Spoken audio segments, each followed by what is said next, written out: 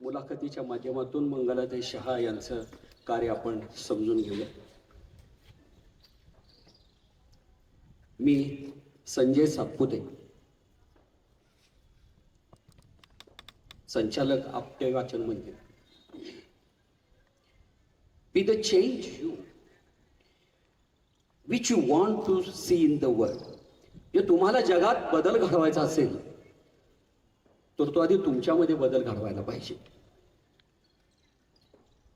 आणि असं प्रत्यक्षामध्ये आपलं इथे कर्तव्य पार पाडणारी बोटावर मोजणं इतपत माणसं आहे. त्यातीलच एक मोठं नाव म्हणजे पंढरपूरच्या पालवी संस्थेच्या मंगलाताई शहा. ताई नमस्कार. अल्बर्ट आइन्स्टाईनचं एका वाक्यानं आपण मुलाखतीला सुरुवात करूया. समुद्र किनाऱ्यावर डावलानं उभं ठाकलेलं गलबत कितीही सुंदर दिसत असलं तरी त्याची जागा किनाऱ्यावर नसून उसळत्या समुद्रात लाटांना टक्कर देत वादळ अंगावर घेत कठीण प्रवास लीलया मार्गक्रमण करणं यातच त्या गलबताची इति कर्तव्यता असते. तसं गलबतानं कार्याचं व्रत घेतलं पाहिजे. ताई, आइन्स्टाईन सांगतात त्याप्रमाणे तुम्ही सामाजिक कार्याचं व्रत घेतलं. आपण काहीतरी सामाजिक कार्याचं व्रत घेतलं पाहिजे. ही अंतःप्रेरणा तुमच्या मनात कशी निर्माण झाली आणि सामाजिक कार्याची कशी सुरुवात झाली याची माहिती द्यावी.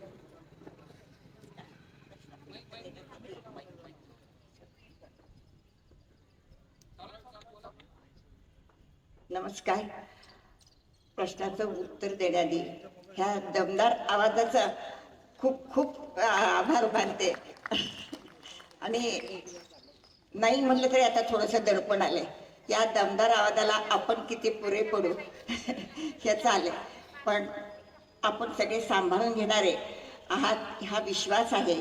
आणि मला ही संधी आपल्याबरोबर मनोगत मांडण्याची, काही प्रश्नाची उत्तरं तुमच्या माध्यमानं शोधण्याची मला मिळालेली आहे. त्याबद्दल आपटे वाचनालय, सर्व संचालक मंडळ आणि खास करून जेव्हा माझ्या संपर्कात आले स्वानंद कुलकर्णी यांचे मनपूर्वक आभार. आणि थोडक्यात आधी दोन कृतज्ञता व्यक्त करते आणि मग प्रश्नाचं उत्तर देते. इचलकरंजीचं दालन, मग ते वस्त्रदालन असू दे नाही ते दातृत्व दालन, रोटरी लायन्स, हे उघडं करून देणारे, मला तिथपर्यंत पोहोचवणारे आपले आदरणीय अशोक दास सर आणि तितकाच आधार देणारे दीपक दादा होगाडे ह्यांच्या माध्यमातून आज आम्ही पालवीतला इथं चांगला रोवून आहे. आणि सांगायला खूप आनंद वाटतो की दरवेळेची दिवाळी रोटरी लायन्स आमचे पंडित काका हे फार गोड करतायत मुलांची. त्यामुळे इचलकरंजी सरकारांचं मनपूर्वक आभार, कृतज्ञता. आता प्रश्नाचं मी नेहमी सर्वांना सांगते की कुणीही माझ्यासहित ज्यांचं थोडंफार जे काही समाजात चांगलं योगदान आहे त्याला वाचनाला पर्याय नाही. माझ्या आईने माझ्यावर 2 संस्कार, म्हणजे बरेच सगळे संस्कार केले, त्यातले 2 खूप चांगले केले. एक करुणा, दुसऱ्यावर प्रेम करायची, दुःख जाणून घेण्याची, आणि दुसरं वाचन. म्हणजे माझे शिक्षक घरी येऊन तक्रार करते, त्यावेळेला खूप चांगले संबंध पालक शिक्षकांचे होते, आताही आहेत, पण अगदी घर वाचायचा. आणि ते नेहमी आईजवळ तक्रार करायची की दोषी अभ्यास करते. माझं माहेरचं आडनाव दोषी आहे. पुस्तकात पुस्तक घालून वाचत बसती, नेहमीच ती हातात पुस्तक असतं म्हणून. मग आई त्यांच्यासमोर मला रागवायची, तसं करायचं नाही, अभ्यासाच्या वेळेला अभ्यास करायचा. पण सातत्यात तिचं सांगायचं की भरपूर वाचन कर. आणि काय वाचते ह्याच्यावर तिचं बारीक लक्ष असायचं. आमच्या घरात सरासरी 40 माणसांचा राबता असायचा. मग तिला वाचायला वेळ नसायचा, पण ती मला म्हणायची बस माझ्या पुढं आणि मला वाचून दाखव, मी काम करत करत ऐकते आणि मग तू शाळेला जा, किंवा शाळेत आलेली असेल मी. आणि हे वाचन करता करता वि. स. खांडेकर, साने गुरुजी आणि सावरकर ही माझी दैवत झाली. मी 7वीत असताना सावरकरांची 2 पुस्तकं वाचली, माझी जन्मठेप. आणि त्यात मृणालिनी देसाईंचं भगतसिंगावरचं पुस्तक एक वाचलं आणि प्रचंड रडले. पण त्याच्याशिवाय दुसऱ्या हातात त्यावेळेला काही नव्हतंच. आणि असंच साने गुरुजींचं ज्या वेळेला वाङ्मय वाचत गेले, मी सुरुवातीला वाचत असताना मला बऱ्याच जणांनी जे सांगितलं, त्यात मोठे पण होते, रडकं वाङ्मय, मला त्यावेळेला वाटायचं हो आपण रडतोच ते वाचताना, मग ते रडकं वाङ्मय म्हणत असते. पण जसं जसं थोडंसं समज यायला लागली आणि ते रडकं आहे का दुःख जाणून घेणार आहे आणि दुःखाने येणारे अश्रू हे किती खरे असावेत किंवा असतात, हे सगळंच मग त्याच्यावर मी आईशी बोलत असायचे आणि त्याच्यातनंच माझा प्रवास पुढचा चालू झाला. आणि मनात कुठंतरी की आपण समाजासाठी काहीतरी करायचं असं मनात बीज पेरलं गेलं. वयाच्या 16व्या वर्षी लग्न होऊन सासरी आले. एकत्र कुटुंब पद्धती, काही करायला वाव असं नाही, पण माझे सासरे आणि माझे मोठे जाऊबाई खूपच छान होत्या आणि माझ्या वाचनाला तिथं जास्ती प्रेरणा माझ्या सासऱ्यांनी दिली. आणि तिथं मग मी बालकाश्रममध्ये जात असताना अनाथ मुलांचं जे दुःख मी पाहिलं, त्यांच्या अडचणी जाणल्या, त्यांचा महत्त्वाचा प्रश्न मनात आला आणि आपण ठरवलं की ह्यांना सन्मान देणारं, प्रेम देणारं एक घर आपण उभा करायचं. कागदोपत्री ती संस्था असेल, पण वस्तुस्थितीनं हे त्यांचं घर असेल, त्यांना सन्मानानं राहता यावं, जगता यावं आणि समाजात वावरता यावं, असं त्यावेळेला जे पेरलेलं बी होतं ते हळूहळू पुढं मूर्त स्वरूपात आलं. छान. खरोखर प्रत्येकाला विचार करायला लावणारे ह्या तुमच्या कार्याची सुरुवात आणि एवढं मोठं नंतर प्रचंड कार्य तुम्ही केलं. परंतु ज्या वेळेला सुरुवात झाली ते जे तुम्ही आता सांगितलं त्यावर मला सुप्रसिद्ध मराठी साहित्यिक जी.ए. कुलकर्णी यांच्या 2 ओळी मला समर्पक वाटतात. ते म्हणतात की आभाळात एखादं लहान पाखरू उडताना दिसलं तर तू त्याला आतिथ्य दाखव, कारण 2 कोवळ्या पंखांच्या आत्मविश्वासाने ते आभाळाला किंचित मागं रेटत पुढे जातात. हा विचार आणि ही मांडणी जी.ए. कुलकर्णीच करू लागली. ताई, एवढ्या मोठ्या प्रचंड कामाच्या आभाळाला तुम्ही कोवळ्या पंखांच्या आत्मविश्वासानं रेटत रेटत पुढे जात होतात आणि मग पालवी संस्था निर्मिती करण्यामागे असा कोणता प्रसंग घडला की ज्यामुळे तुम्ही पालवी संस्थेची निर्मिती केली? प्रथम एक म्हणजे कसं असतं, कुठलाही प्रवाह छोटा असतो. अजूनही म्हणावा इतकं ते काम मोठं झालेलं नाही, पण का कोणास पण समाज म्हणतो की मोठं काम करताय, पण मी अगदी म्हणजे खोटा विनय नाही का नाही, वस्तुस्थितीतनं जेवढं काम करायला हवं तेवढं अजून आपल्या हातून होत नाही ह्याची खंत आहे. मी कामाची जी सुरुवात केली ती अगदी मी परत एकदा सांगते की मला वारंवार जो मला मदत झाली ती वाचनाची. आणि झालं काय की मला देवाबद्दल आस्था होती, पण फक्त देवदेव करावा किंवा मंदिरात जावं हे मात्र मला त्यावेळेला मानवत नव्हतं. आणि आमच्या जाऊबाई मात्र खूप धार्मिक होत्या, करायचं त्या मला न्यायच्या की नाही अगं भाद्रपदात तरी 10 दिवस देवळात येत जा, करत जा म्हणून. आणि तिथं गेल्यावर जी आपण देवाला जातो ते मनशांती मिळावी म्हणून, आणि तिथं गेल्यावर मला खूप अस्वस्थ व्हायचं. कारण गुजराती समाजात किंवा इतरही ह्याच्यात प्रथा काय आहे की नैवेद्य, देवाला नैवेद्य द्यायचा आणि तो किती द्यायचा, 16 प्रकारचे नैवेद्य द्यायचे आणि ते दुपारी तो पंडित झाडाखाली बसून विकायचा. काय तो तरी काय करणार नाही एवढे मोठे, म्हणजे सगळा समाज एवढा आणून ठेवतोय करतोय हे नाही. मग वाईट वाटायचं. मग मी त्यावेळेला ठरवलं की आपण एखाद्या गरीब बाईला आपण 10 दिवस अन्न द्यायचं, डबा द्यायचा. पहिल्यापासून मला खाऊ घालायची जरा आवड आहेच. आणि मग मी सरकारी दवाखान्यात जाऊन तिथल्या शहाबाई दिन होत्या, त्यांना म्हटलं मी 10 दिवस गरजू बाळांनीला डबा देऊ का. त्यावेळेला विचारण्याचा निरर्थकपणा आत्ता कळतो, कारण सरकारी दवाखान्यात जी येते ती खरंच गरजूच असते जास्ती. आणि त्यावेळेला तर खूपच परिस्थिती अवघड होती. मग त्यांना तर खूप आनंद झाला की भाभी खूप चांगला विचार आहे. आणि तिथून माझ्या समाजकार्याचं थोडंसं जे काही काम म्हणतो ते सुरुवात तिथं झाली. आणि पालवीची सुरुवात मात्र फार वेगळ्या प्रसंगाने झाली. मला ह्या अनाथ मुलांचं घर उभा करायचं होतं, त्यांच्यासाठी खूप काही करायची मनात इच्छा असताना मला गावात एक बालकाश्रम असल्यामुळे परवानगी मिळत नव्हती. मग या प्रवासात विजयाताई लवाटे पुण्याच्या प्रसिद्ध समाजसेविका भेटल्या.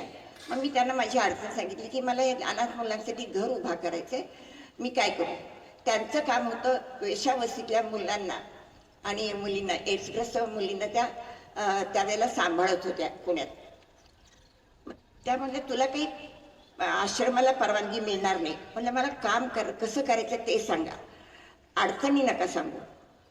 त्या म्हणलं ठीक आहे, तू वेश्यावस्तीत जाशील का, तिथल्या मुलांसाठी काही करू शकतेस का, बघशील का. म्हटलं काही हरकत नाही. पण त्यांना त्यावेळेला कदाचित शंका आली की खरंच ती म्हणते पण ती जाईल का. आणि मला नेहमी वाटतं की आपण बोलण्यापेक्षा कृतीतून प्रत्येक गोष्टीला उत्तर द्यावं. कधी आपण देतो, कधी काय उत्तर देतो. त्याप्रमाणे मग मी त्यांची भेट घेऊन आल्यावर माझी मुलगी डिंपलची कायम इयत्ता 4थीपासून माझ्याबरोबर आहे. पाठीला पाठ, हातात हात देऊन खंबीरपणे उभी आहे. तिला म्हणलं बेटा एक अवघड काम आहे थोडंसं, आपण उद्यापासून करायचं आहे, तू येशील का माझ्याबरोबर. ती म्हणली हो, कारण मी त्याच्या आधी तिला घेऊन लेप्रेसी कॉलनी जात होते. तिला म्हटलं अजून एखादी कॉलनी असणार आहे काय नाही. आणि तिचं समजण्याचं म्हणजे 9वी पास झालेली ती. ऐकणं आणि बघणं हे वेगळा प्रवास असतो. मग तिला म्हणलं आपल्याला वेश्यावस्तीत जायचं आहे आणि मग तिथं आपण काय करायचं ते बघूयात का. तू आहेस ना म्हणली बरोबर, मग काय हरकत नाही, आपण दोघी जाऊयात. आणि मग आम्ही वेश्यावस्तीत जायला सुरुवात केली. आणि तिथं लक्षात आलं की खूप काम करणं गरजेचं आहे इथं. म्हणजे रोजच जो प्रसंग मला थरकाप निर्माण करतो की हे असं झालं तर काय होणार, तो प्रसंग मी आपल्याला सांगू इच्छितो. आम्ही तिथं जायचं टायमिंग म्हणजे दुपारी साधारण 2-2:30 दरम्यान जावं लागायचं, कारण रात्रीची त्यांची झोप व्हायची नाही. आणि दुपारी 3:30 वाजल्यापासून त्यांना त्यांच्या कामाला लागावं लागायचं. मग आम्ही 2ला मायलेकी जात होतो. आणि खूप त्या मुलांसाठी काही करायचं तर प्रथम जागा पाहिजे. त्यांना त्या वस्तीतून जरा बाहेर काढायचं, त्या सगळ्या ह्याच्यातून बाहेर काढायचं तर जागा हवी.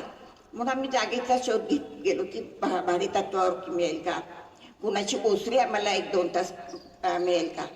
पण सगळ्यांनी आम्ही कामाला म्हणजे सुरुवात करायची आहे त्या कामाचं कौतुक केलं, पण जागा कोणीही द्यायला तयार नाही. वेश्यांच्या मुलं आणि ते आपल्याकडं नको. मला नेहमी हेच वाटतं की आपण नावं ठेवतो पण की बाबा हे असं नको, ते तसं नको. ते नकोय तर कसं असावं ह्याच्यासाठी आपण काही प्रयत्न करतो का. आणि मग वेश्यावस्तीत जात असताना एक दिवशी शासनाची गाडी कंडोम द्यायला आली तिथं. आणि अगदी झुंबड पडली, 20 बॉक्स द्या, 24 बॉक्स द्या. कंडोम म्हणायला पण आपण लाजतो, तिथं ही इतकी झुंबड कशी काय. मग मी तिथं शेजारी असलेल्या ताईंना विचारलं तर हे कंडोम कशाला एवढे लागतात. तिने इतकं तिरस्काराने उत्तर दिलं ती एड्स होणे म्हणून. तो पहिल्यांदा शब्द ऐकला. पण लक्षात आलं की काहीतरी गंभीर समस्या असावी. मग आमचा चेहरा वगैरे बघून ती म्हणली बघा तुम्हाला तिथं बोळात बाई पडली, म्हणजे एड्स झालेली, बघायची असली तर बघा तुम्ही. मग मी आणि डिंपल ते बघायला गेलो तर अक्षरशः म्हणजे आपण जो सायन्स हॉलमध्ये लॅबमध्ये किंवा कुठे जो सापळा बघतो तो निर्जीव होता आणि हा थोडा हालचाल करत होता, एवढाच फरक. आणि तिला हात लावायला कुणी तयार नाही. चपलीचा पाय किंवा बुटाच्या पायाने तिला बाजूला सरकवलं जात होतं. ती पाणी मागत होती तर कोणी पाणी द्यायलाही तयार नव्हतं. आणि तिच्या आजूबाजूला जे पावाचे तुकडे, म्हणजे कुत्र्याला सुद्धा आपण खूप प्रेमाने जगवतो, पण एक जिथं जागतं माणूस भले ते आत्ता जाईल मग जाईल, त्याला प्रेमानं 2 शब्द बोलणं, प्रेमाने काही खाऊ घालणं असं द्यावं कुणाला वाटत नव्हतं. आणि ती परिस्थिती बघितल्यावर लक्षात आलं ही काहीतरी गंभीर समस्या आहे. कारण काही म्हणजे काहीच माहीत नव्हतं एड्स म्हणजे काय. मग डिंपलला म्हणलं आपण डॉक्टरकडे जाऊ, त्यांच्याकडनं माहिती घेऊ. आणि त्या दिवशी दुपारी 3 ते रात्री 9 पर्यंत आम्ही मायलेकी 5 ते 7 डॉक्टरांकडे गेलो. काही डॉक्टरांनी आम्हाला सत्यकथा सांगितल्या, काही क्लिप्स दाखवल्या. आणि ज्या सत्य घटना ऐकल्या आणि ज्या क्लिप्स दाखवल्या, त्यावेळेला HIV काय आहे आणि HIV पासून एड्सचा प्रवास काय आहे हे आम्हाला थोडंफार कळलं. माझी सवय आहे की खूप अस्वस्थ झाल्यावर लिखाण करायचं. आणि मग मी यज्ञकुंड म्हणून नाटिका लिहिली.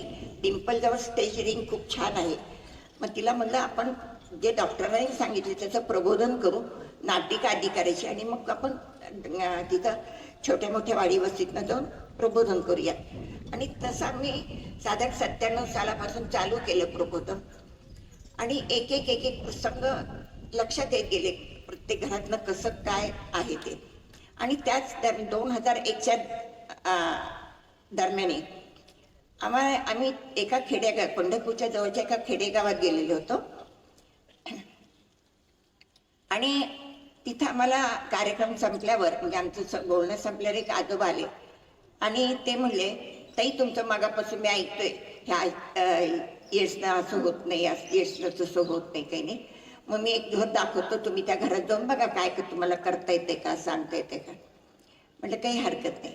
आणि त्यांनी आम्हाला जे घर दाखवलं तिथं आम्ही गेलो. म्हणजे त्यांनी मुद्दामच आम्हाला त्या मुलीनं जिथं टाकलं होतं तिथं दाखवलं की गोठा अर्धवट पत्रे उखडलेले आहेत, शेळ्या बांधलेल्या आहेत, एक म्हैस आहेत, 2-3 गाई आहेत. अशा अवस्थेतला तो गोठा. संध्याकाळी 7ची वेळ खेडेगावात किती लेट असते हे आपल्याला माहिती. घरात नसते त्यावेळेला गोठ्यात असणार काय. आणि तिथं 2 मुली कोपऱ्यात टाकलेल्या होत्या. एक धाकटी होती 1.5 ते पावणे 2 वर्षाची आणि तिच्यापेक्षा 1-1.5 वर्षांनी मोठी. या दोघी. मोठी बहीण तिला हाताने असं माशा येऊ नये म्हणून सावरत होती. ती मुलगी खायला मागत होती आणि तिच्याजवळ जे अन्न होतं त्याच्यात माशा वगैरे पडलेल्या. तिच्याकडून कुणी लक्ष द्यायलाच तयार नव्हतं, म्हणजे नव्हतंच कोणी. मग आम्ही घरात गेलो आणि विचारलं कुणी आहे का घरात. आणि तो एवढं विचारताना म्हणजे नंतर कळलं की ते आजी आजोबा त्या मुलींचे होते. मग त्यांना म्हणलं, अहो त्यांना का तिथं का ठेवलेलं आहे म्हणलं. त्यांना व्यवस्थित जर ठेवलं, आहार दिला तर त्यात छान होतील. जसं काही आम्ही खूप मोठा गुन्हा करतो त्यांना सांगतोय वगैरे, म्हणजे खूप मोठा गुन्हा करतो अशा ह्याच्यात त्या मुलींचे आजोबा आमच्या अंगावर आले. तिथं ठेवायचं नाही तर कुठे ठेवायचं म्हणले. आईबाप गेले वरतोंड करून, बापानं शेण खाल्लं म्हणले आणि आमच्या उरावर ही ठेवून गेलेले आहेत म्हणले. खूप म्हणजे आठवत होतं की कळेच ना आम्हाला की आम्ही आत्ता आलोय, आम्हाला ह्यांना विचारतोय आणि हे आपल्या अंगावर येऊन काय बोलतात. आणि त्या आजोबांचा टिपेला गेलेला आवाज ऐकून खेडेगावातल्या पद्धतीप्रमाणे 30-40 लोक जमली. आणि मग आम्ही त्यांना सांगतो की तुम्ही घरात ठेवा, त्यांना चांगलं अन्न द्या, व्यवस्थित सांभाळा. आणि आजी आजोबा म्हणते आमच्या मुलाचं लग्न होणार नाही, आमच्या शेतात धान्य पिकणार नाही, आम्ही काही त्यांना सांभाळत नसतो. मग त्या गर्दीतनं एक आवाज आला की ओ मॅडम तुम्हाला लई वाटते तर घेऊन जावा आणि बघा कुठं काय त्यांची सोय होती का. आणि नंतर आम्हाला कळलं की त्या मुलींचा तो सख्खा काकाच होता. आम्ही हादरलो की घरातलं म्हणजे एखादी वस्तू, एखादी भाऊला जरी द्यायचं म्हणलं तर आपलं मन होत नाही. आणि ह्या सख्ख्या नात्याच्या, रक्ताच्या नात्याच्या मुली हे खुशाल घेऊन जावा म्हणतायत. मला रागात म्हणत असतील, पण मी म्हणलं खरंच घेऊन जाऊ का. आम्ही हा प्रश्न विचारतात त्यांना एवढा आनंद झाला, घेऊन जावा म्हणले. आणि त्या रात्री आपण त्या 2 मुलींना घरी आणलं, 9 मखू घातलं, गरम डाळ भात मेथकूट दिलं, खूप छान झोपल्या. आणि मग दुसऱ्या दिवशी डिंपलनी पूर्ण सोलापूर जिल्ह्यातल्या संस्था जेवढ्या माहीत होत्या त्यांना फोन केले की असं HIV मुलींना निवासाची व्यवस्था आहे का. दुर्दैवही म्हणून आणि सुदैवही म्हणून. दुर्दैव असं की त्यावेळेला कुणीही त्यांना ठेवून घ्यायला तयार नव्हतं, निवास त्यांची सोय नव्हती. आणि सुदैव अशासाठी की त्यावेळेला ती सोय नव्हती, त्यामुळे आपल्याला ही सेवा करता आली, सेवेची संधी मिळाली. आणि तिथून आपल्या पालवीचा म्हणजे त्याचं आज प्रभाहिरा फाउंडेशन प्रतिष्ठान आहे, प्रभाहिरा प्रतिष्ठान आहे, त्याच्यातर्फे पालवी हा प्रकल्प 2001 पासून चालू आहे. खरं ज्या काळामध्ये 1990-92चा काळ असेल त्यामध्ये नुकतीच भारतामध्ये HIV सुरुवात झाली. आणि त्यावेळेला खरोखरच असं कोणाच्या घरामध्ये जर काय केस असली तर त्या घराला वाईट टाकलं जायचं अशी परिस्थिती होती.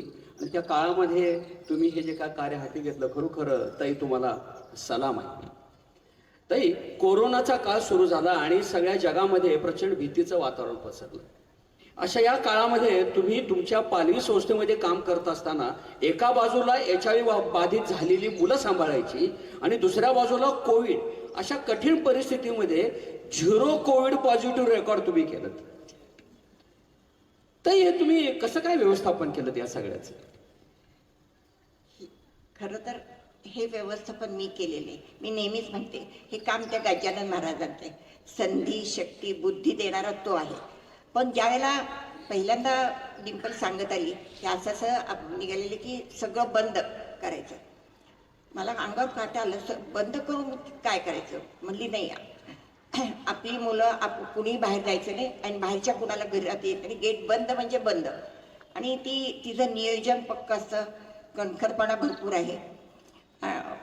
त्या एखाद्या बाबतीत ऐकायचं नाही म्हणजे ती मग ब्रह्मदेव आला तरी ते ऐकणार नाही. म्हणली नाही, पोरं एक वेळ उपाशी राहिली तरी चालतील बाई, पण जगणं महत्त्वाचं आहे. अजिबात म्हणजे मी अजिबात बाहेरच्याला कुणी आत देऊ देणार नाही आणि आतल्याला बाहेर जाऊ देणार नाही आहे. मला राग पण आला, वाईट वाटलं. आता म्हटलं कसं होणार, कारण तो काही काळ निश्चित नव्हता की बाबा 4 दिवसासाठी आहे, आठवड्यासाठी, अनिश्चित काळ होता. पण तिनं ते हे केलं. आणि खरं सांगू का, त्या निमित्ताने म्हणजे मी नेहमीच म्हणते की एखादं संकट ती संधी असते आपल्यासाठी, की तुम्ही त्यावेळेला त्या संकटाकडे कसं पाहता, कसं प्रश्न सोडवता आणि कसं तोंड देता. आणि आपल्या भारतीय संस्कृतीने, आपल्या पूर्वजांनी, आपल्या ऋषीमुनींनी आपल्याकडे एवढा खजिना दिलेला आहे की आपण कुठल्याही समस्येला अगदी समर्थपणे तोंड देऊ शकतो. आपण आधीपासूनच आहारावर खूप छान लक्ष दिलेलं होतं की ह्यांना जड अन्न न देता पण पौष्टिक अन्न काय द्यायचं. अग्निहोत्र चालू होतं, गोमूत्र पाजणं चालू होतं. ह्या सगळ्याचा परिपाक म्हणून आणि सकारात्मक वातावरण, ह्याचा वातावरण म्हणून 2.5 वर्ष पूर्ण जगात थैमान घातलेला असताना करोनाने आपल्या पालवीतील एकही मुलगा, मुलगी, एकही व्यक्ती करोनाला बळी पडली नाही, करोनाची लागण झाली नाही. त्याही वेळेला आमच्या पोटात असा गोळा येत होता की जर समजा एखाद्याला झालं तर आपण कुठं त्यांना ॲडमिट करणार आहे, आपली मुलं कुठं जाणार. कारण प्रत्येक घरटी बघत होतो की 1-2 झाली तर त्यांना कुठं हे करायची, बेड मिळत नव्हते, काही सुविधा मिळत नव्हत्या. आणि आपल्याकडे इतका मुबलक पैसाही नव्हता की कुठंही आपण काही करू. पण परमेश्वराचं काम आहे. परमेश्वराने जी काही आपल्याला बुद्धी दिली त्याप्रमाणे संगोपन करत गेलो. आणि सगळ्यात पारितोषिकापेक्षा मोठं पारितोषिक म्हणूयात, सन्मान म्हणूयात की एकाही व्यक्तीला, एकाही मुलाला, एखाद्याही महिलेला आपल्याकडं करोना झाला नाही याचा खूप खूप अभिमान. सुप्रसिद्ध कवी नरसिंह मेहता म्हणतात की वैष्णव जनतो तेने कहिये, जे पीड पराय जाने रे, पर दुःखे उपकार करे तोये, मन अभिमान न माने. वैष्णव माणसं म्हणजे चांगली माणसं दुसऱ्याचं दुःख जाणून घेतात, त्यांना मदत करतात आणि मदत केल्याची भावना, उपकाराची भावना मनामध्ये आणत नाहीत. अशी चांगली माणसं आहेत म्हणून तर हे जग चालू आहे. आणि अशी ही जी चांगली माणसं आहेत त्यापैकीच एक व्यक्तिमत्व म्हणजे मंगलताई शहा. ताई, घरात मुलींचा वावर नको म्हणून झाडावर बसून ठेवणारी चुलती असेल, रस्त्यावर सोडून दिलेली बालके असतील, अशा दुर्लक्षलेल्या मुलांना सांभाळताना समाजातील लोकांकडून कोणत्या आव्हानांना, प्रसंगांना तोंड द्यावं लागलं हे आम्हाला समजून घ्यायचंय. अनेक प्रसंग असे की म्हणजे मनात घर करून गेले. जखमेवर खपली धरलेली आहे पण आतून जखम आजही ती भरभर वाहते. सगळ्यात अगदी ठळकपणे म्हणजे इतकी वाईट वाटणारी घटना की त्यावेळेला आपल्याकडे 13 मुलं होती. थोरली मुलगी होती 5 वर्षाची. आणि मग काय द्यायचं काही नाही करायला एक पत्रकार पण आले, त्यांच्याबरोबर एक 2-3 जण आलेले, प्रतिष्ठित जण. आणि सगळं झालं. आम्ही नाही म्हणजे काही अनुभव होते त्यामुळे प्रत्येकाला सांगायचं की तुम्हाला काही विचारायचं असेल तर मुलांच्या समोर विचारू नका, आपण नंतर बोलूया. पण लोकांना तेवढा धीर धरवत नाही. बरं, मुलांशी बोलायची पण हौस, मुलांना पुढं बोलवायची हौस. मग त्या दिवशी एकाने काय केलं, मुलांना जवळ बोलवलं, खाऊ देऊ का, म्हणलं नाही, त्यांची खाऊच्या वेळेत द्या, तुम्ही ठेवून जावा. आणि मुलांनाही विश्वास होता आणि आजही आहे की आपल्याला आपल्या वेळेत खाऊ मिळणार आहे. त्यामुळे मुलं कधीही मला करत कधीच नाही. आणि अशाच बोलत होतो, कधीपासून काम चालू केलं, काय केलं, सगळं विचारता त्यांना मला प्रश्न केला, यांचं आयुष्य किती? अनपेक्षित प्रश्न होता. पण पटकन मनात आलं, एका आईच्या मुलाला गंभीर आजार झाला आहे, ती जीवा मुलानं त्या मुलाचं आयुष्य वाढवायचं बघते आणि तुम्ही खुशाला विचारताय ह्या मुलाचं आयुष्य किती म्हणून. आणि सगळ्यात अवघड प्रसंग, तो माणूस जाताच ती 5 वर्षाची मुलगी, ते लेकरू मला म्हणलं, बाई आयुष्य म्हणजे काय ग?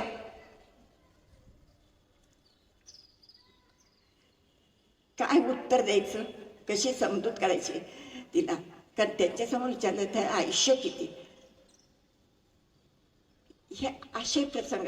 आणि खूप जणांचा एक सूर होता, म्हणजे जवळजवळ 55% लोकांचा सूर त्यावेळेला होता. आज टक्केवारी कमी आली आहे, कारण खूप सकारात्मक प्रतिसाद त्या मुलांकडनं मिळतो आहे. पण त्यावेळेला ज्यावेळेला आपण काम चालू केलं त्यावेळेला अक्षरशः तोंडावर लोकांनी विचारलेलं आहे, ही जाणारच आहेत लवकर, तर ह्यांना जगवायचंच कशासाठी, ह्यांच्यावर एवढा खर्च का करायचा. मग मी एक उदाहरण द्यायची त्यांना, की आपल्या घरात 2 व्यक्ती आलेले आहेत. एक जण तुमच्याकडे 2 महिने राहणार आहे आणि एक जण 2 दिवसात जाणार आहे. तुम्ही जास्ती खातिरदारी लवकर कुणाची करताल? जो आधी जाणार आहे त्याला बघताल, कारण हा तर काय राहणार आहे ना, बघूयात की त्याला सावकाश देऊयात त्याला. पण हा जाणार आहे, परवा दिवशी जाणार आहे, तेरवा दिवशी जाणार आहे, ह्याला जे काही चांगल्यातलं चांगलं द्यायचं, उत्तमातलं उत्तम द्यायचं ते आपण देऊया. तीच भावना इथं आपण का ठेवायची नाही? आपल्याला माहित नाही आहे ते लेकरू किती दिवस आहे, आपल्या मनाने का ठरवायचं की ते कमी आयुष्य आहे. आणि खूप सांगायला आनंद वाटतो की ज्या डॉक्टरनी सांगितलं होतं की हे बाळ फक्त 6 महिने जगल, ते 25 वर्षाचं झालं, आता लग्न झालेलं आहे, त्याला त्याचा मुलगा आहे. ही पालखीने आणि तुमच्या सर्वांच्या मदतीने केलेली आपली वाटचाल आहे. काम करणं जितकं महत्वाचं आहे तितकं परिवर्तन महत्वाचं असतं, असं मला नेहमी वाटतं. पाणी घेणार का थोडं? घ्या.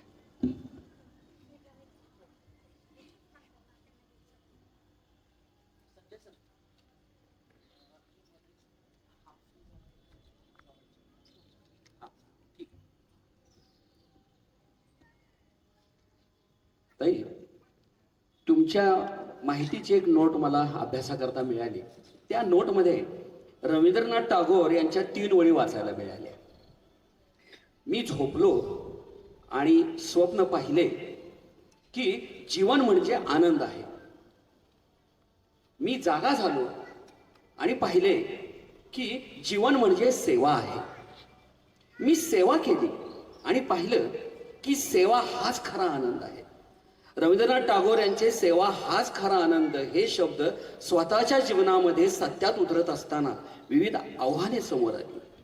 पालवीमध्ये राहत असलेली मुलं जशी मोठी होत गेली तसं एक प्रश्न उभा राहतो, तो म्हणजे त्यांचं शिक्षण. मग त्यांना शिक्षण देण्यासाठी तुम्ही कसं काय कार्य पूर्ण केलं? कसं आहे, खूपदा असं होतं की समाजच प्रश्न उभा करतो आणि समाजातीलच काही लोक ते प्रश्न सोडवण्यासाठी मदत करतात. आपण आपला प्रवास योग्य रीतीने योग्य मार्गाने चालत झाला पाहिजे आणि तो मार्ग दाखवणारे पण आपल्याला भेटतात. फक्त तो किती टक्क्यांनी सुटतो का एका प्रश्नातून नवीन प्रश्न भरतो हेही महत्वाचं असतं. आपल्या मुलं मोठी होत गेली, जगणार नाहीत असं वाटत असते, जगती झाली, मग त्यांना आता शिक्षण देणं महत्वाचं. नेहमीप्रमाणे आम्ही शाळेत त्यांना घेऊन गेलो. पंढरपूर काही तसं फार मोठं नाही, पालवीतली मुलं आहेत, कोणती मुलं आहेत म्हटल्यावर नकार दिला. मग आम्ही त्यांना समजावत गेलो की हा काही संसर्गजन्य नाही आहे, त्यांना काही होत नाही, काही नाही. मग मुख्याध्यापकांनी सांगितलं, माझ्या अजिबात काही म्हणजे त्यांना नाकारण्याची इच्छा नाही, अडचण नाही आहे, तुम्ही शिक्षकांना बोला, तुम्ही शिक्षकांशी विचारा, म्हणजे तुमचा प्रश्न तुम्ही सोडवा, मी काही ह्याच्यात नाही. फक्त माझा भाग काय की मी मुलांना नाही म्हणत नाही. मग आम्ही शिक्षकांशी बोललो.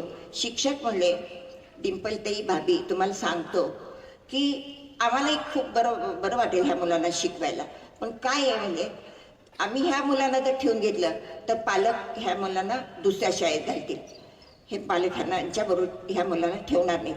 आणि तुम्हाला माहिती आहे आज पटसंख्येची किती गरज प्रत्येक शाळेला आहे. बरोबर आहे, पटसंख्या पाहिजे होती, आकडेवारी वाढणं गरजेचं होतं आणि आपली 2 ते 3 मुलं नाकारणं खूप सोपं होतं.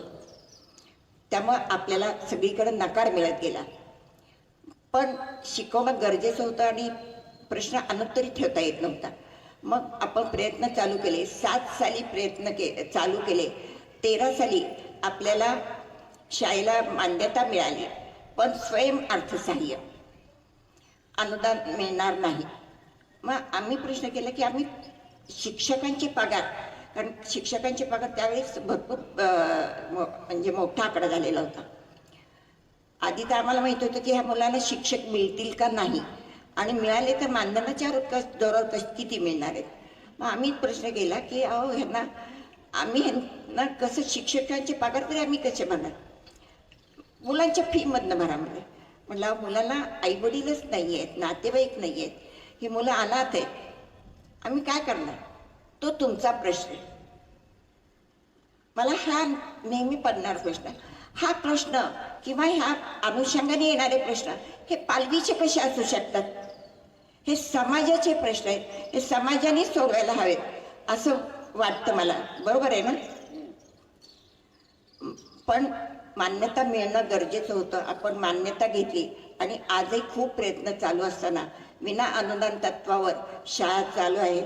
शिक्षक येतात, अनुभवाचं सर्टिफिकेट मिळवण्यासाठी 1-2 वर्ष करतात, दुसरीकडे सर्व्हिस मिळेपर्यंत आणि परत सोडून जातात. पण नेहमीच मी म्हणते की संकटातच आपली आणि आपल्या माणसांची परीक्षा होते. बघता बघता करोनाचं संकट आलं आणि सगळ्या शिक्षकांनी पालवी सोडून दिली. एकही शिक्षक शिकवायला नव्हता आणि 24 तास मुलांना करायचं काय?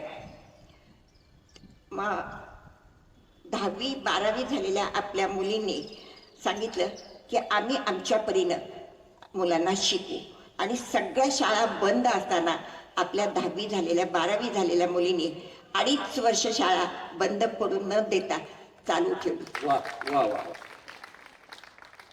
त्यामुळं आपण हा प्रश्न अशा पद्धतीने सोडवला आहे आणि सोडवत आहोत. पालवी संस्थेमध्ये जी मुलं मोठी झाली, करती सवरती झाली, त्यांच्या पालवी संस्थेबाबतच्या ज्या काही भावना आहेत त्यापैकी एक मुलगा असं म्हणतो की संघर्षातून उभं राहिलं माझं आयुष्य.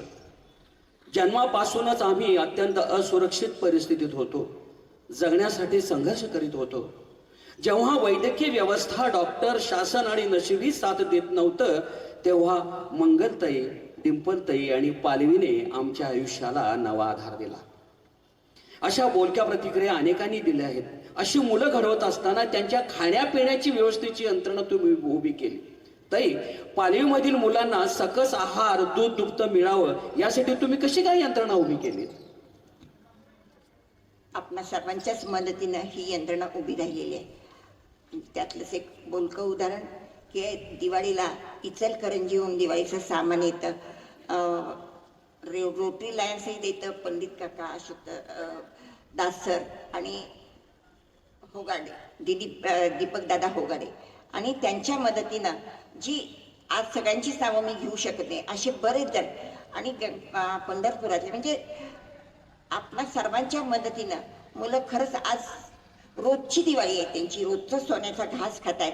आणि त्याचमुळे मुलांची एक ती हिंमतही वाढलेली की आहे काही अंशी समाजही आपल्या बरोबर आहे, आणि समाज आज जी काही समाजाने मदत दिली आहे, देत आहे, त्या दौरावरच आपण एक स्वप्न आता बघितलेलं आहे की कोरोनापासून आपण मनोरुग्ण स्त्रियां ज्या रस्त्यावरून विवस्त्र फिरत होत्या त्यांच्यासाठी पण आपण समर्पणाचं आणि पुनर्वसनाचं काम हाती घेतलेलं आहे. आणि त्याचं नेतृत्व मनोरुग्णाचं माझी मुलगी डिंपल करत आहे. त्याबरोबर बेघर माता ह्यांना आपण संगोपन करतोय. प्रत्येक चांगल्या गोष्टीला एक वेगळी किनार असते, दुःखाची म्हणू किंवा अजून आत्मक्लेशाची असेल. पंढरपुरात पांडुरंगासारखं दैवत आहे म्हणून घरात नको असलेली व्यक्ती आपण जसं निर्माल्य बाहेर टाकून देतो तशा पद्धतीनं स्टेशनवर, वाळवंटात आणून सोडून दिली जाते. मग ते कधी कधी 2 महिन्याचं बालक असतं, 2 दिवसाचं बालक असतं, 80 वर्षाचे आजोबा असतात, 80 वर्षाची आजी असते. इतके भयानक प्रसंग. 1-2 महिन्यापूर्वी एक आजी आल्या पंढरपूर नजीकून रात्री 10ला. आम्हाला एकाने सांगितलं की इथे एक आजी रडत बसल्यात, तुम्ही त्यांना घेऊन जाता का? मग आपल्या हा आत्ता आज आलेल्या माझ्याबरोबरच्या शीतलताई, अत्यंत धाडसी व्यक्तिमत्व आहे बरं का. शीतलताई उठून एकदा सगळ्यांना नमस्कार करा. आणि आमचे खंडूदादा 24 तास ही माणसं तत्पर असतात. त्यांनी 10ला जाऊन तिला आणलं. आल्यावर ती इतकी ढसढस रडत होती, तिच्या अंगावर वण होते. आणि मग मी विचारलं, आजी रडू नका, काय झालंय नीट सांगा, आधी जेवून द्या. नगं म्हणजे मला जेवायला नको, पाण्याचा थेंब सुद्धा मी घालणार नाही, मला मरायचंय. म्हणलं बरं मी पण येते. म्हणलं मग तुमच्या बरोबर जिथं तुम्हाला जायचंय, मरायचंय तर मरू, आपण दोघी मिळून मरू. म्हटलं काय हरकत नाही म्हणलं, पण आधी जेवून द्या, तोंड गोड करून देऊयात की. म्हणलं ती माया तोंडाकडे माझी चेष्टा करताय का असं ह्याच्यात बघितलं. आणि मग तिनं मला पाठ उघडी करून दाखवली. करपलेली भाकरी सुद्धा बरी दिसत असेल. आणि हे कुणी तर तिच्या सख्ख्या मुलाने मारलेली. कारण तिला चालता येत नव्हतं, तिला जागेवरचं नीट उठता येत नव्हतं. रोज उठून आम्ही तुझं किती करायचं, मर कुठं तरी जाऊन, ह्या भाषेत सांगून तिला पंढरपूरला आणून सोडलेली. इतके चांगली लोक आहेत जी आपल्याला आज मदत करतायत. पण हे समाजातलं एक चित्र हे कधी पुसलं जाणार आहे. आणि ह्याच्यासाठी आपण सगळ्यांनी मिळून काय प्रयत्न करायचा हे आपण पाहायला हवं.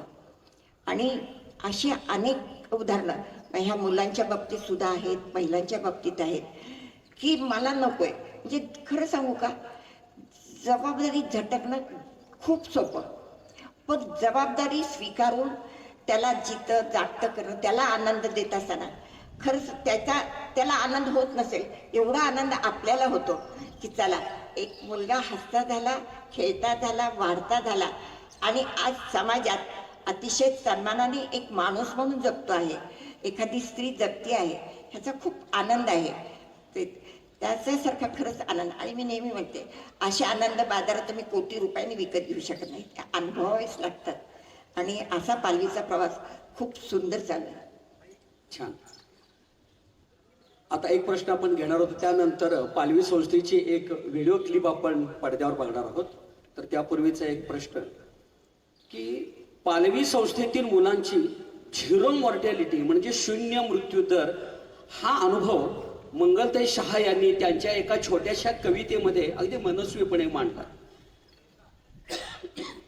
त्या त्यांच्या मृत्यूशी लपंडाव या कवितेत त्या म्हणतात, मृत्यूशी लपंडाव, पालवीतील बालकाचा मृत्यूशी संवाद.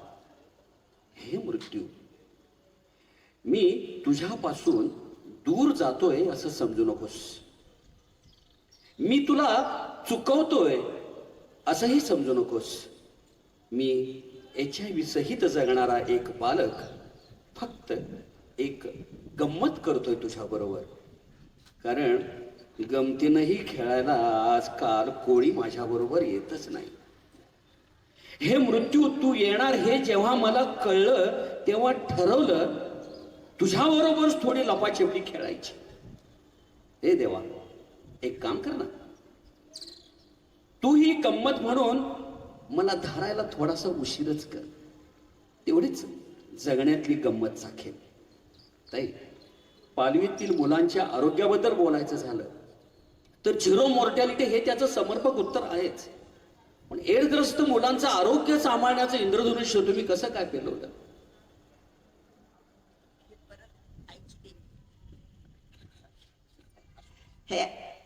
ही माझी आईकडची वारसाने आलेली माझी देणगी आहे. की माझी आजी पण खूप सुगरण होती, आई सुगरण होती आणि सुगरणी बरोबर ती अत्यंत मायाळू होती. आमच्या दारावर भिकारी आलेला कधी तसा गेला नाही. पण तिची एक गोष्ट खूप खूप चांगली होती की ती म्हणायची, मी तसं तुला देणार नाही, चालतो फिरतोस ना आधी अंगण झाडून घे किंवा काहीतरी छोटं मोठं त्याला काम देणार. आणि रोजचा तिचा दिवस म्हणजे होता, तिचं सकाळीचा चहा पिऊन झाला की पहिलं तिचं काम भाकरी ताकात बुडवून ठेवायची, लसणाची चटणी करून ठेवायची आणि दारावर येणाऱ्याला ताक भाकरी आणि लसणाची चटणी, की ताक बाजू नये आणि पी आता पाणी आणि पुढं हो. हे आम्ही सगळ्यांनी अनुभवलेलं आहे. आणि त्यावेळेला आम्हाला जरासा राग यायचा की आलं की बाई देत बसती करत बसती म्हणून.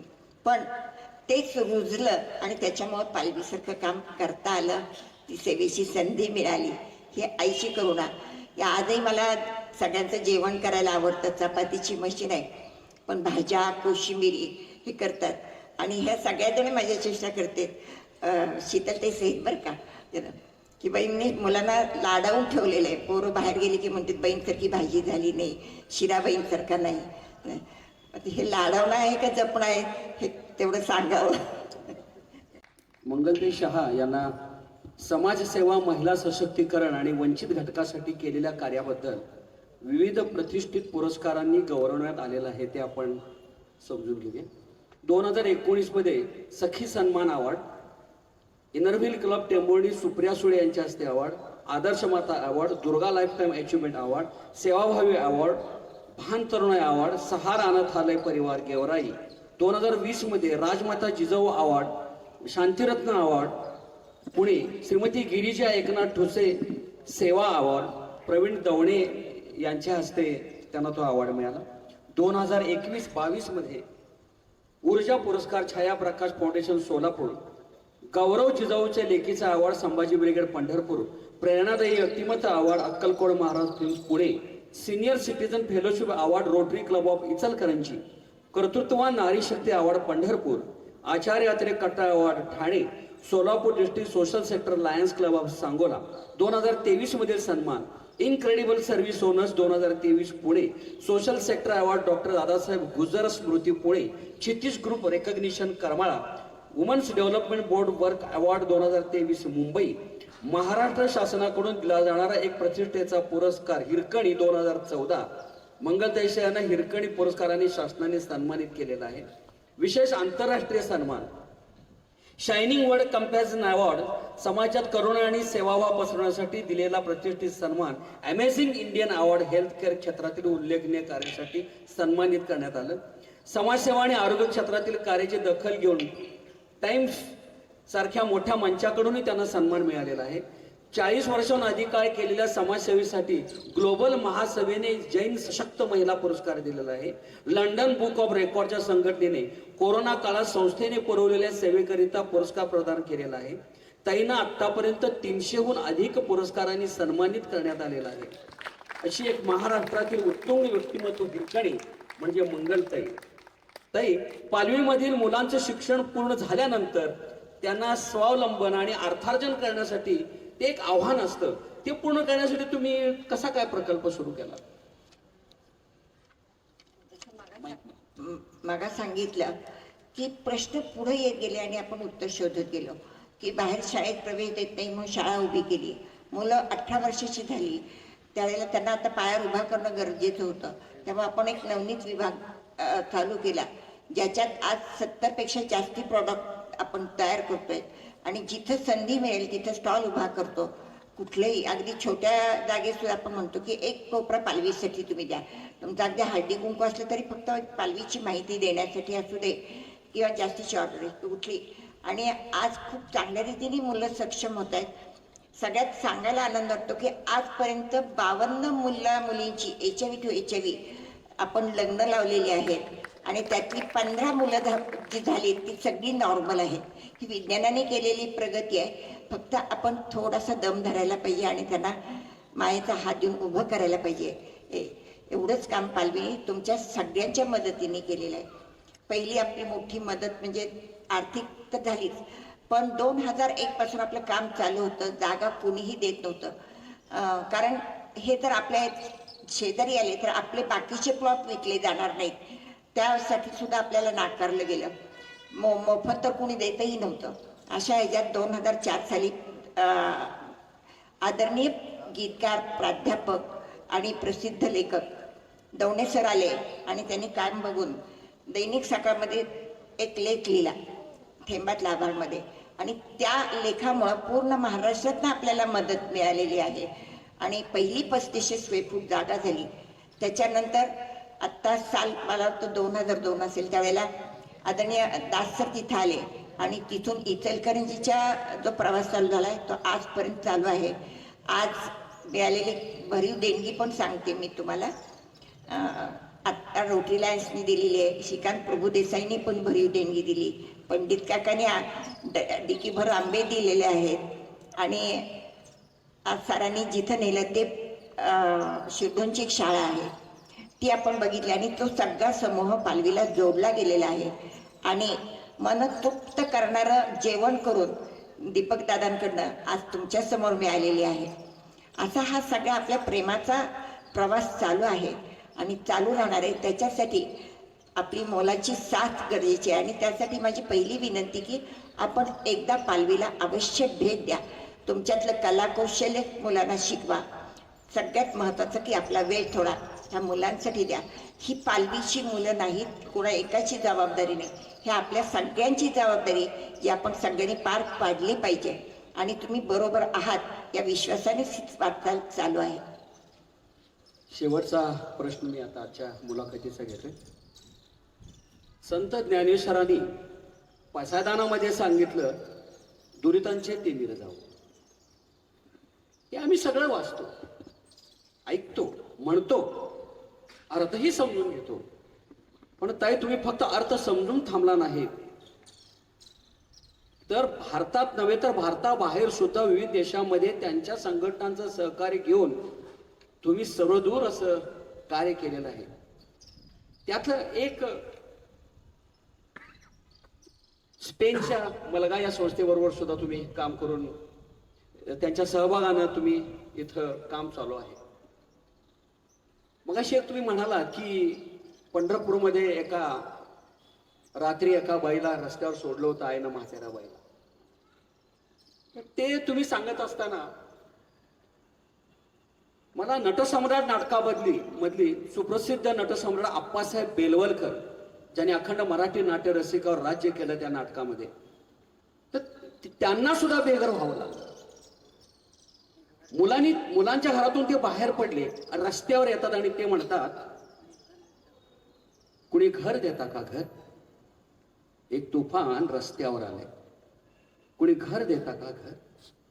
एक तुफान भिंती वाचून, छप्पर वाचून, माणसाच्या मायेपासून, देवाच्या दयेपासून डोंगरात हिंडत आहे, कुणी घर देता का घर? तर अशी ही परिस्थिती आजही आहे. पण आज एक घर देणारी ताई आहे, ती ताई म्हणजे पंढरपुरातली मंगलताई. ताई, आपणा घर हा जो तुमचा उपक्रम आहे, या उपक्रमाबद्दल आपण माहिती द्यावी आणि आपण मग आजची मुलाखत या ठिकाणी थांबवतो. पालवीनी कुठलंही काम किंवा कुठलाही प्रकल्प इच्छा आहे, हौस आहे म्हणून उभा केला नाही. प्रश्न पुढे येत गेले आणि त्याला जसं जमेल तसं उत्तर द्यायचं म्हणून आपण एक प्रकल्प उभा करत गेले. आज पालवीमध्ये एकूण 10 प्रकल्प आहेत. त्यातला महत्त्वाचा एक आपणा घर, गरज त्याला आसरा. आज पालवीत अंध पण आहे, अपंग आहेत, HIV तर आहेतच, मनोरुग्ण आहेत. म्हणजे फक्त एक मतिमंद सोडलं तर आपण प्रत्येकाला घेतो, प्रत्येकाला काम देतो. कारण मागा सांगितल्याप्रमाणे पंढरपूर तीर्थक्षेत्र असल्यामुळं जा पांडुरंगाच्या दारात म्हणून तिथं सोडलं जातं. पण मला सगळ्यांनी की आपल्या आतला पांडुरंग आपण कधी जागा करणार आहोत. त्यामुळं प्रत्येकाने आपला आतला देव तो आपल्याला सतत काहीतरी सांगत असतो, समजावत असतो. आणि सगळ्यात महत्त्वाचं, कारण हे आपण करतच नसतो. आपण कोण म्हणजे खरंच आपण करणारे कोण? करता खरंच हे बोलण्यापुरतं नाही, पण तुम्ही जर अगदी जीव ओतून तळमळीनं आणि एकरूप होऊन ज्यावेळेला काम करताना त्यावेळेला जागोजागी प्रत्यंतर येतात की काम त्याचा आहे, प्रश्न तो देतो. म्हणजे तुमची परीक्षा बघण्यासाठी तो तुमच्याबरोबर प्रश्न उभा केलेला असतो त्यांना प्रश्न. पण तुम्हाला क्षमता देणारा तोच आहे. फक्त तुमची सकारात्मक वृत्ती हवी आहे, शुद्धता हवी आहे आणि कष्ट करण्याची तयारी हवी आहे. तर कुठलाही प्रश्न आपण एकजुटीनं समाजातल्या प्रत्येक प्रश्नाला उत्तर देऊ शकतो. फक्त आपली एकजुटीची, आपल्या प्रेमाची, मायेची गरज आहे. आज इथंच थांबूयात आपण. तुमच्या प्रेमाचा वासा घेऊन पंढरपूरला जात आहे. मुलाखतीचा समारोप करत असताना आपटे वाचन मंदिरच्याच एका व्याख्यानामध्ये सुप्रसिद्ध समाजसेवक, लेखक, विचारवंत डॉक्टर सुनील कुमार लवटे सर म्हणाले होते की समाजसेवेचं काम सांगून संस्थांचं उदंड पीक महाराष्ट्रात आलं. संस्था या सेवेचं साधन असं चित्र बाजूला ठेवून त्या सर्व मेळ्याचे साधन बनल्या, माध्यम बनल्या. परंतु या गदारोळात काही पायोनियर वर्क करणाऱ्या संस्था मोठ्या धाडसाने समाजामध्ये प्रामाणिकपणे काम करीत आहेत. त्यांच्या मागे समाजातील लोकांनी उभं राहणं गरजेचं आहे आणि त्यातीलच एक अभिमान वाटावा असे काम करणारी संस्था म्हणजे पालवी. मंगलदय शहा, खूप खूप आभार. आपण या ठिकाणी आज आलात.